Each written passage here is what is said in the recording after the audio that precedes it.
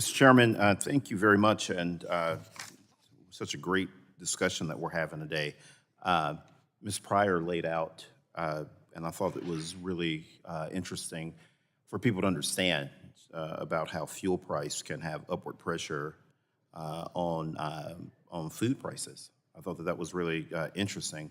One of the other things that I hope that Ms. Pryor and others are talking about too is how labor and the shortage of labor can put upward pressure on prices. As you know, there was an opportunity for us to pass a bipartisan immigration bill this Congress, and Trump thought that the bill would help President Biden get reelected when he was still the nominee.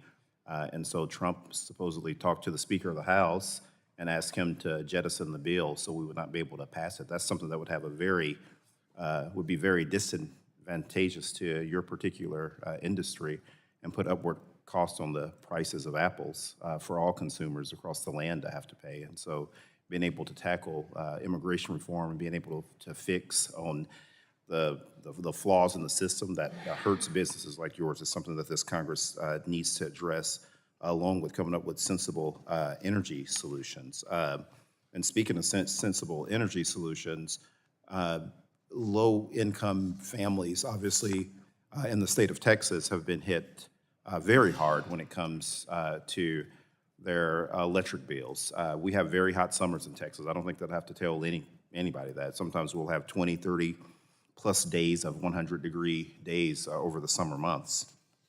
And the IRA is helping to lower bills in Texas, which I think is awesome. And we're creating a lot of jobs in the Lone Star State because of the IRA. An estimated $66.5 billion of investment in large-scale clean power generation and storage is expected to come to Texas between now and 2030. And there are so many other areas. And I know that, Mr. Higgins, in your testimony, you cited Texas, and our wind and solar industry saved about $11 billion in wholesale electricity costs in 2022. With that in mind, can you elaborate on how the IRA specifically helps low and middle income families reduce their energy bills? Because as you know, in order for these new cleaner technologies to really be successful and be embraced by the American public, not only do they have to be reliable, but they have to be affordable. So can you elaborate on that a little bit? Yes, I'm happy to. The clean energy that's adding to the system helps save money and lower electricity prices. As you mentioned, the large number, just on a daily basis, that's $20 million per day in avoided fuel costs alone. Those savings help people who are really exposed to electricity prices, which include low-income households who spend 20% of their incomes on energy bills and transportation fuel. That's triple the typical household expenditure. It's just a larger proportion of their expenses. And they often, a low-income household often is not in charge. Either they don't own the house, or if they do, they haven't had a chance to upgrade the efficiency. So households that low-income households live in pay 20 cents more per square foot on energy because they have poor, drafty conditions or inefficient ways to keep to avoid the sun and to do the air conditioning. So the Inflation Reduction Act and the bipartisan infrastructure law are investing in programs like LIHEAP and weatherization assistance. There are tax incentives for the purchase of new appliances, but for households that don't have a tax bill, that's not as helpful, which is why the Inflation Reduction Act also creates rebates.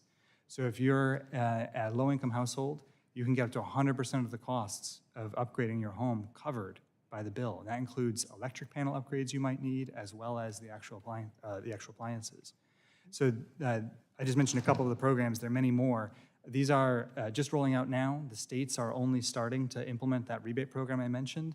So the savings we are going to see here, I think, could be really beneficial for people. Yeah, no, absolutely. And in closing here, you know, the West Texas Intermediate dropped and closed, to below $67 a barrel yesterday. I was just wondering how the clean energy infrastructure under the IRA can contribute to long-term stabilization of energy prices, not just in Texas, but across the country. Right.